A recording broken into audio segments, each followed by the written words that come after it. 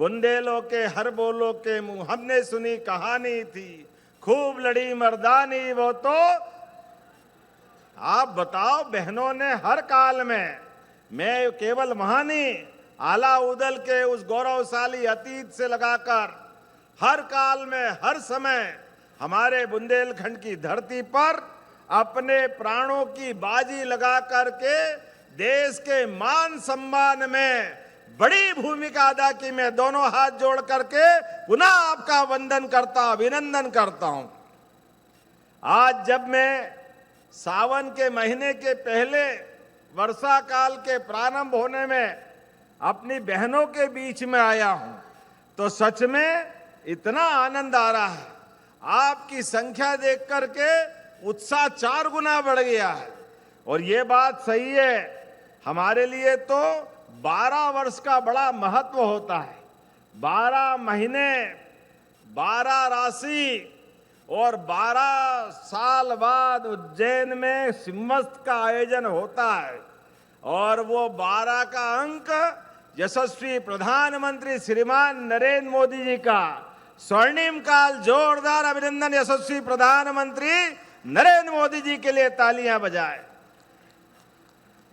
उनका अभिनंदन 2 कारण से, ये हमारे लोकतंत्र को गौरवान्वित करने वाला सबसे बड़ा इतिहास बना है।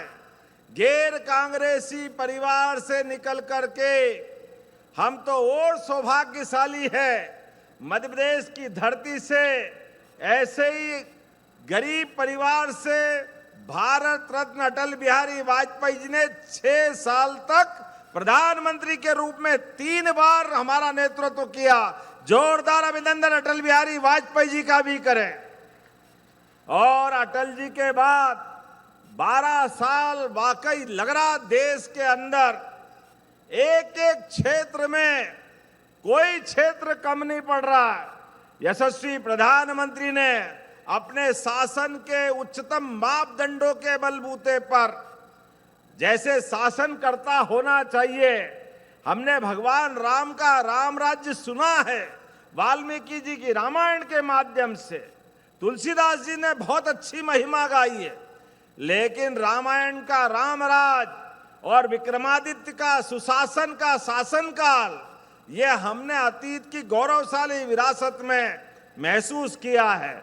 लेकिन आज अपनी सामने ये 12 साल के अंदर होने वाला बदलाव देखा।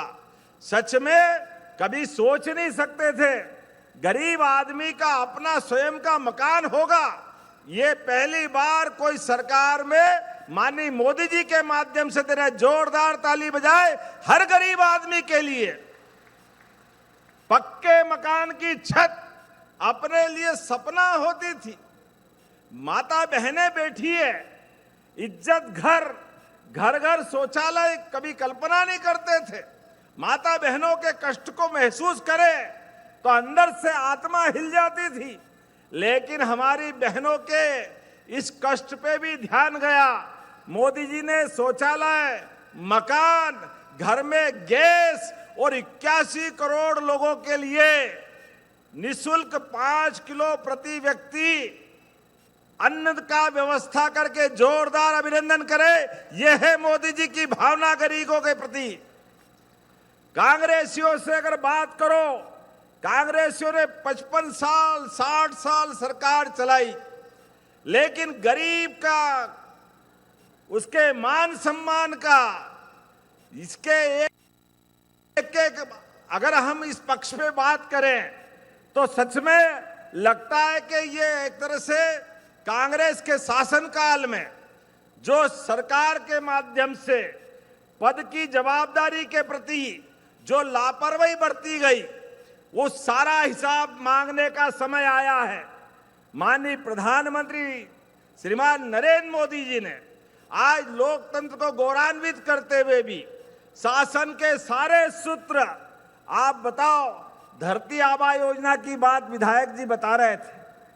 धरती आबा योजना आदिवासी अंचल के अंदर उनकी जीवन की जरूरतों को लेकर के स्कूल के अंदर, कॉलेज में व्यवस्थाओं के बलबूते पर सड़क, बिजली, पानी हर क्षेत्र में सरकार बराबरी से काम कर रही है। और आज तो जब मैं आपके बीच बात कर रहा हूं तो बड़ा जवाबदारी के साथ भी बोलूंगा।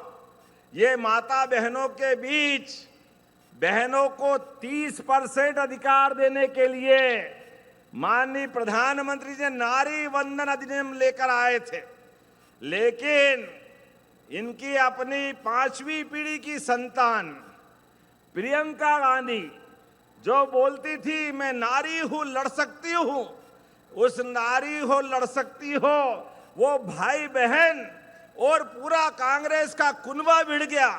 बहनों के अधिकार पे डाका डालते हुए पूरे देश और दुनिया ने देखा नारी वंदन अधिनियम को गिरते हुए और प्रधानमंत्री की भावना को तार तार होते हुए अगर ये अधिकार मिलता तो देश की आधी आबादी में बहनों को उनका हक मिलता।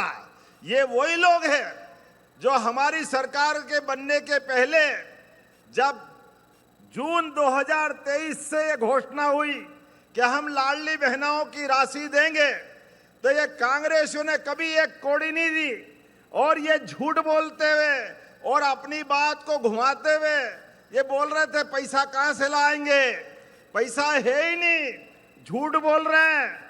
मुझे इस बात का गर्व है आज यहां सिंगल क्लिक के माध्यम से ये तीसरे साल में योजना प्रवेश कर रही। जोरदार अभिनंदन करें, तीसरे साल में।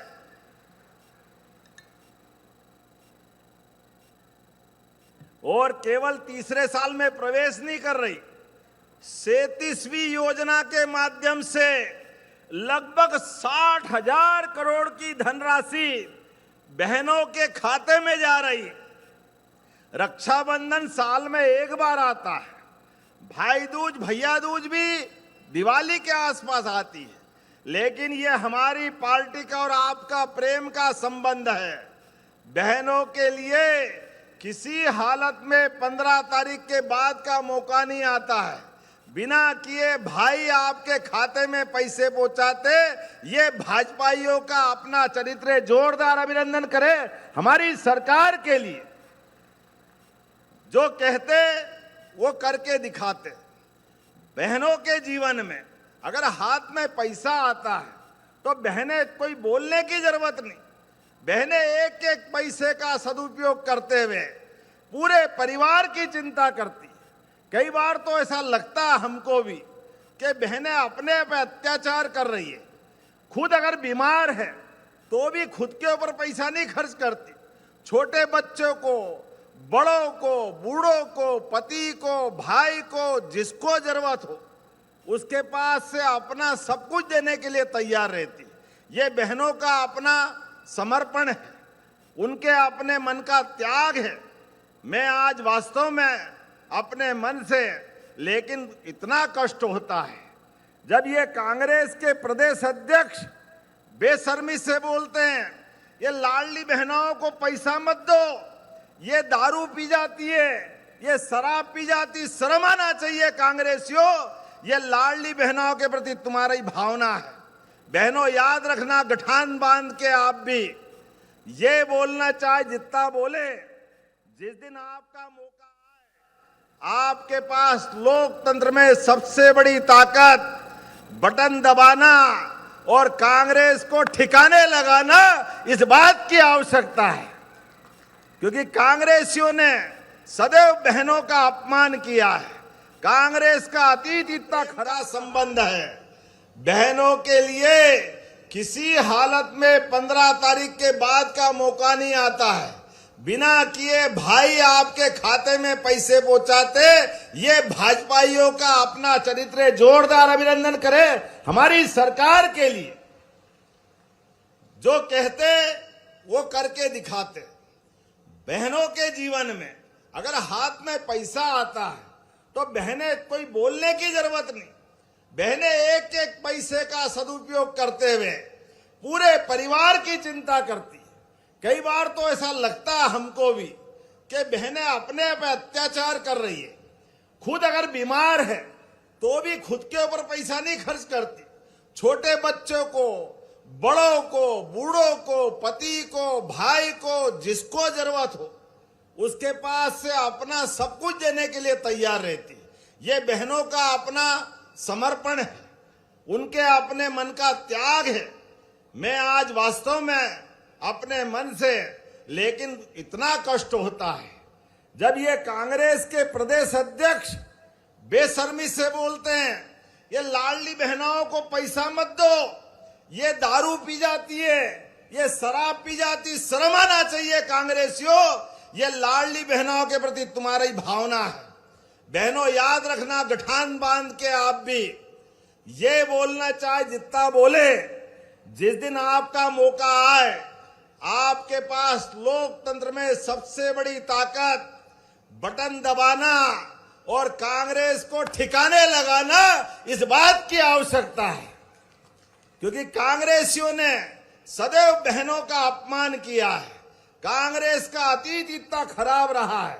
अभी अभी राज्यसभा की बधाई दे रहे थे मेरे बीच राहुल भाई। अब आप बताओ, कांग्रेसी कितना झूठ बोलते हैं, कैसी चालाकी करते हैं।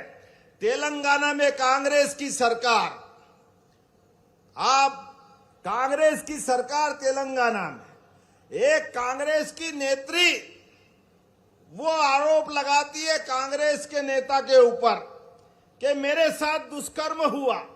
आप बताओ, किसी बहन के साथ अन्याय होगा और अन्याय होने के बाद वो थाने जाती है, उसकी रिपोर्ट नहीं लिखते हैं। क्यों? क्योंकि कांग्रेस की सरकार, कांग्रेस के नेता पे आरोप लगे तो कैसे रिपोर्ट लिखेंगे। ये है कांग्रेस की संस्कृति। वो अपने एप्लीकेशन लेके सब दूर घूमती है। ये कांग्रेस की प्रभारी के पास भी जाती है कि बहन आप तो प्रभारी हो, आप मदद कर दो ताकि मेरी अपनी आफत में मैं उस न्याय के लिए लड़ रही हूं। लेकिन मीनाक्षी नटराजन वो वहां की प्रभारी होने के बाद भी उसकी मदद नहीं करती है। वो जब सब तरफ से थक जाती है तो वकील के पास जाती है। ये तो उसका अधिकार है। और वह अपने सारी व्यथा कथा करके बाकायदा कोर्ट में ये मुकदमा लगवाती है प्राइवेट स्तर पे, और उसका नोटिस भी देती है। नोटिस में ये यहाँ की प्रभारी कांग्रेस की अभी जो प्रत्याशी थी, ये जवाब भी दे देती है कि हाँ ये नोटिस मिला और हम जवाब दे रहे हैं। अब आप बताओ, गलती आप करो, कोर्ट से नोटिस आपको आए, आप उसका जवाब दे दो, और यहाँ प्रत्याशी बन के जब आओगे तो कांग्रेस के लोग चालाकी से वो बात छिपा लेते हैं, क्योंकि उनके प्रत्याशी की पोल खुलेगी तो प्रदेश भर में बदनामी हो जाएगी। कौन वोट देगा? ये षड्यंत्र कांग्रेस के लोग करते हैं। और बचे कुचे 2, 3, 4 जो स्वयं राज्यसभा की लाइन में लगे थे, जो अपने आप को उम्मीदवार मान रहे थे, वो भी मैदान में आ जाते। और ये इनके इन प्रकार जान करके वो फार्म को निरस्त कराते हैं। अब चुनाव अधिकारी के सामने आप जानकारी असत्य दोगे, अधूरी दोगे, तो चुनाव अधिकारी तो निरस्त करेगा ही करेगा। ऐसे में चुनाव अधिकारी ने फार्म निरस्त करा। फिर उनने कहा कि अभी आपका पक्ष सुनने के लिए 3 घंटे का समय देता हूं। दोबारा बुला करके सुनने का मौका दिया। उसके बाद भी वो बेचारी बेबस के अधिकार की आवाज इनको समझ में नहीं आती है। मैं इस बात को जवाबदारी से कह रहा हूं, लाडली बहनाओं, मैं अतीत के बहुत सारे ऐसे इतिहास बता सकता हूं। कांग्रेस का समय जब भी आया, कांग्रेस ने माता बहनों का सदैव अपमान किया, उनको सदैव लज्जित किया है। ऐसे में जब हम अपनी बहन की लड़ाई को लेकर के लाडली बहनाओं की राशि देने आए, तो आपको यह अतीत का काला पृष्ठ भी याद रखना पड़ेगा।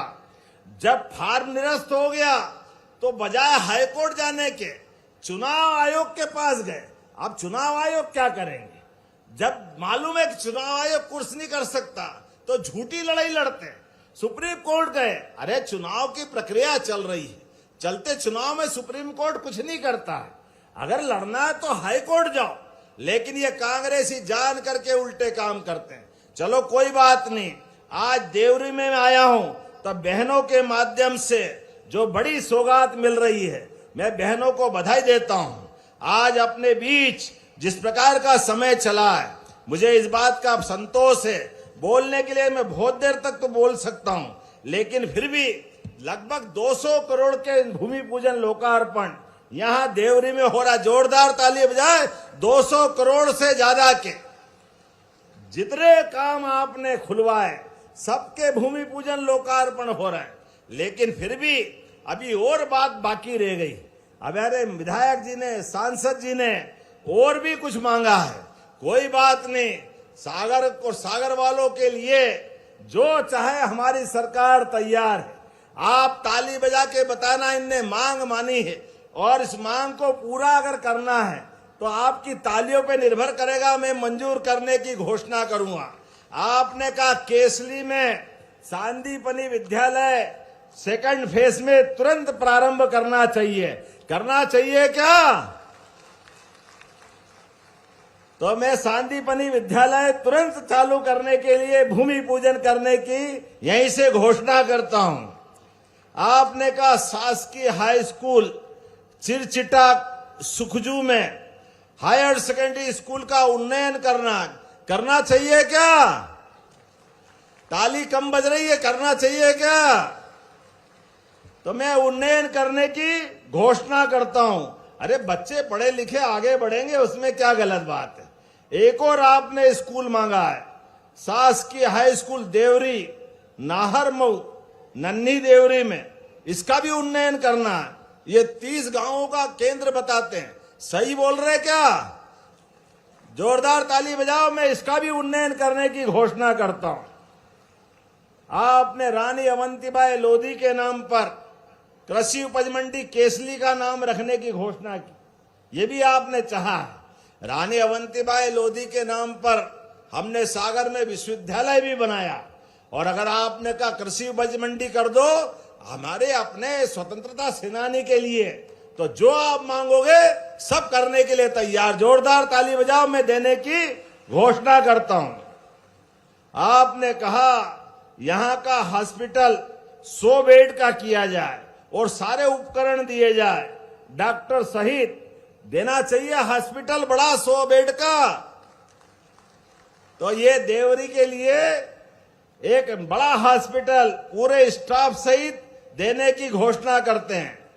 थावरी जलाशय केसली ब्लॉक में 563 करोड़ की बड़ी योजना आपने मांगी। ये आप भी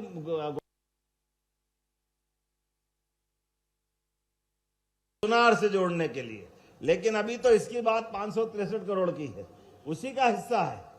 देना चाहिए क्या? 550 करोड़ का मामला है, देना चाहिए। अरे किसान कल्याण वर्ष है, जरा उधर से आवाज नहीं आ रही, देना चाहिए क्या? खेती किसानी के लिए खेत में पानी से खेत की फसलें सोने की हो जाती है। खेत में पानी के साथ व्यक्ति के जीवन में बदलाव आता है, पीने के पानी की समस्या का समाधान होता है। और सच में अब उद्योग धंधे बहुत सारे आ रहे हैं। सब प्रकार की व्यवस्था के लिए अब हमारी सरकार लगातार काम कर रही। आज सिंचाई के मामले में हमारी सरकार 44 लाख हेक्टेयर से बढ़कर के 65 लाख हेक्टेयर तक पहुंची है। और सरकार के समय पूरे होते होते 100 लाख हेक्टेयर तक हम सिंचाई बढ़ाने वाले हैं। ऐसे में ये थावरी का नया जलाशय केसली ब्लॉक का मैं देने की घोषणा करता हूं। जोरदार ताली बजाएं अपने इस नए प्रोजेक्ट के लिए भी। देवरी में लहसुन और प्याज की मंडी, यहां अभी ये फसल नहीं बिकती है, तो जगह उपलब्ध कराएं। मिल जाएगी जगह, आपको जगह में है मंडी में, तो जोरदार ताली बजाओ। मैं देने की घोषणा करता हूं। आपने कहा शासकीय महाविद्यालय देवरी में विज्ञान संकाय फिजिक्स केमिस्ट्री और जूलॉजी और कला संकाय में राजनीति शास्त्र और इतिहास शास्त्र, ये दोनों अलग अलग प्रकार के संकाय मांगे। देना चाहिए क्या? जोरदार ताली बजाओ। हमारी सरकार के माध्यम से ये भी कॉलेज की सौगात मिल रही है। पूर्व से संचालित केसली महाविद्यालय में डबल आ गया क्या? अच्छा, पीजी मांग रहा। कला और वाणिज्य की स्नातकोत्तर की पीजी कक्षाएं आप मांग रहे हो, स्नातकोत्तर की, जोरदार ताली बजाओ। मैं देने की घोषणा करता हूं। देने के लिए तो बहुत सारी बातें हैं, लेकिन आज तो केसली के अंदर देवरी विधानसभा में सच में वाकई में ऐसे कठिन माहौल में भी और भी कुछ बचा है। आज ताली बजाओ विधायक जी के लिए, अपने बच्चों के लिए। इन्हें हमारी स्कूटी देने की तो भाई अलग से परंपरा, जिनने 75% से ऊपर मार्क्स लाए, प्रत्येक बच्चों को हम अपने लैपटॉप देने के लिए उनके पैसा देते हैं। जो स्कूल में टॉप आए उसको स्कूटी देते हैं। लेकिन विधायक जी ने अपने खुद की निधि से, अपने खुद के वेतन से आपने 2 स्कूटी देने की घोषणा की। जोरदार ताली बजाए अपने विधायक की इस नया नवाचार के लिए। जेब से दिया है मैंने, निधि मतलब जेब तो पैसे को निधि कहते ना। ये आपने जेब से दिया, जेब के पैसे से, जेब के पैसे से। जोरदार ताली बजा अपने विधायक जी के लिए। अपने मन के भाव के आधार पर बच्चे बच्ची पढ़े लिखे आगे बढ़े, हम काम कर रहे हैं। और किसान कल्याण वर्ष में भी एक नहीं कितने प्रकार के काम चल रहे हैं। आप बताओ, जो दूध उत्पादन अपने घर में और कृष्ण की उस संस्कृति को मानने वाले, दूध उत्पादन को बढ़ावा देने के लिए हमारी सरकार काम कर रही है। एक तरफ गौशालाओं के लिए प्रति गौमाता 40 रुपया रोज दे करके हमारी 33 करोड़ देवी देवताओं के रूप में जिनको साक्षात देवता माना, ऐसी गौमाता के लिए हम चिंता कर रहे हैं। और अगर भाई अपने कोई गौशाला खोलना चाहते हैं, गौशाला के साथ दूध उत्पादन में फूड प्रोसेसिंग यूनिट खोलना चाहते हैं, उसके लिए भी हमारी सरकार काम कर रही है। एक तरफ मछली उत्पादन और किसान के लिए 16 विभाग मिला करके जो हो सकता है वो सब करने के लिए तैयार है। बोलने के लिए तो काफी बातें बोले, लेकिन आज तो सच में लाडली बहनाओं ने मन का आनंद वास्तव में आपको देख के लगा। मैं भोपाल से आ रहा था तो ऐसा लगा था कि एक कार्यक्रम बहुत बड़ा हुआ, एक के बाद एक ऐसी स्वस्थ प्रतिस्पर्धा है, क्या आनंद आ जाता सागर के अंदर। जोरदार ताली बजाए अपने आप के लिए भी, और विकास के मामले में हमारी बहनों के लिए भी जो हो सकता है। और क्या बचा है? ये आपने अभी और पीछे पड़े हुए हैं। आपने कहा देवरी का नाम देवपुरी करना चाहिए। करना चाहिए क्या नाम देवपुरी? ताली वाली कम बज रही है, आप ही मांग रहे हो ऐसा लग रहा है। तो आप इसकी प्रोसेस कर दो, जिला कलेक्टर के माध्यम से हमारे पास आएगा, हम इसके नाम देवपुरी करने की घोषणा करेंगे। जोरदार अभिनंदन करो देवरी का नाम। देव खंडेराव मंदिर, इसको भी बनाना है, विकास करना है।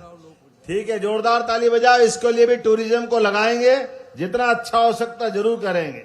आपने कहा गोर झामर पंचायत को नगर पंचायत बनाना है क्या?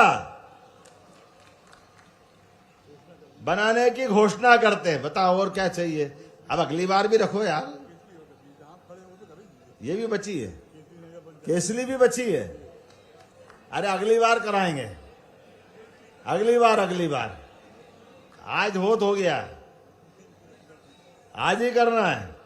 तो जोरदार ताली बजाओ, केसली को भी नगर पंचायत बनाने की घोषणा करते हैं। तो अपने स्थान पे खड़े हो जाओ, दोनों हाथ की मुट्ठी बांधो, हर एक भाई बहन, और विकास के मामले में यशस्वी प्रधानमंत्री के नेतृत्व में हर एक व्यक्ति अपने अपने तय जो हो सकता है वो सारे काम को करते करते अपने लिए, प्रदेश के लिए, देश के लिए और समाज के लिए अपनी भूमिका सही सार्थक निभाए। और स्मरण रखे, आज का दौर भारत के लिए नहीं, विश्व में भारत का मान सम्मान बढ़ाने के लिए प्रधानमंत्री जी जो संकल्प कर रहे हैं, विकसित भारत 2047 तक विकास में भारत दुनिया का नंबर 1 देश बनेगा। और ऐसे में मध्य प्रदेश भी कदम से कदम मिला के चलेगा। तो आप सब तैयार है? दोनों हाथ की मुट्ठी बांधो, ऊपर हाथ करो, सब लोग खड़े हो जाओ और मेरे साथ बोलो, भारत माता की, भारत माता की, सभी लाडली बहनों की। बहुत बहुत धन्यवाद।